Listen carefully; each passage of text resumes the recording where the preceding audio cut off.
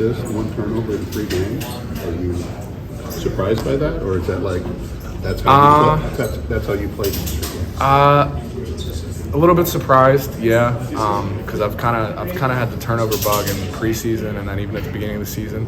I really shouldn't have had any today. That first one was such a stupid turnover, so I wish I could have had that one back. But 19 assists is obviously great. It's pretty easy when you have guys that just make a lot of shots around you. You have Zach, who's 2 points almost every time you get it to him.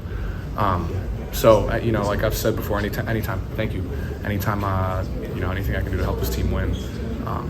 Obviously I'd like to see myself make some more shots, because teams are obviously going to try and game plan for us. So I need to be able to make shots. But, I'm going to enjoy this one and, keep getting better. You guys surprised yourself at all this weekend? Yes and no. I don't think. You want to have that confidence that you can play with anybody, but also, with a really young team in an event like this, you never know what can happen. So, like Payne said, we're very happy. I think we're just happy with our effort. So hopefully we can continue that. It's not just that you beat Gonzaga and Duke, but you kind of handled them. You won comfortably. Yeah.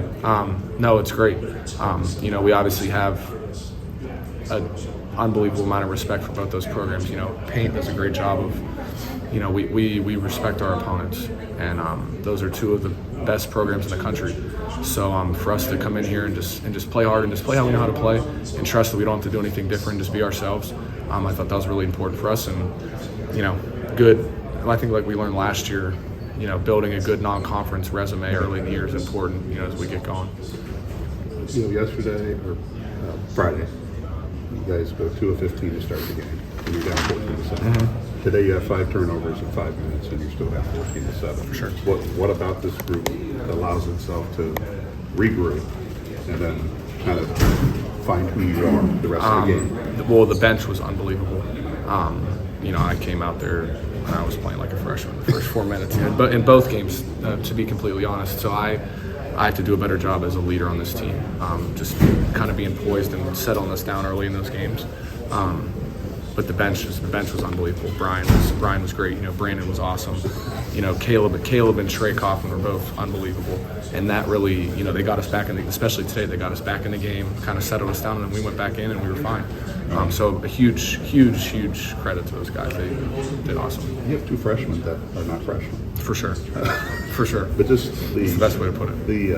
The presence that they bring on the floor, especially in those tough times, but they don't seem afraid. They don't seem shy. They just.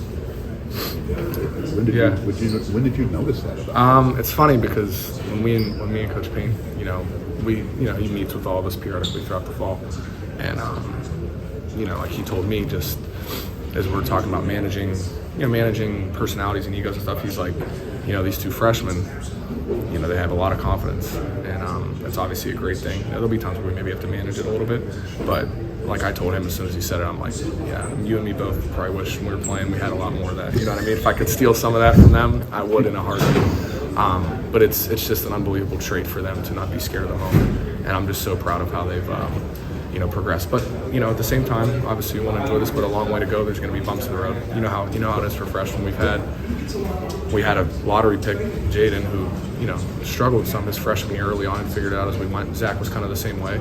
So we're gonna have to still make sure we're taking care of them and helping them learn and get better along the way, because it'll be a long season and teams are definitely going to be prepared for them. Yeah, I think when you guys did this in Connecticut last year, there was probably some reasonable sustainability concerns because you were kind of just outscoring everybody. For sure.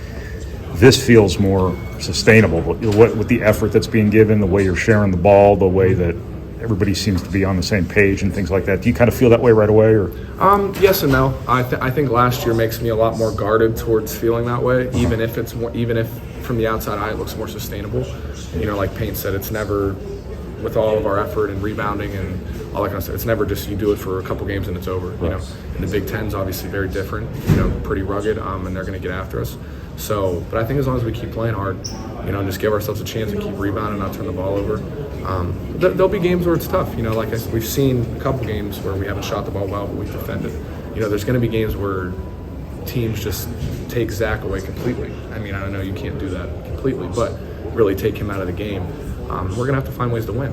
and I'm excited for it. And we have one of the best coaching staffs in the country, so they're going to have just as good a game plans to combat all that stuff. So we're just going to keep doing our jobs and enjoy it and take it one day at a time. If you don't have a target on your back, you will.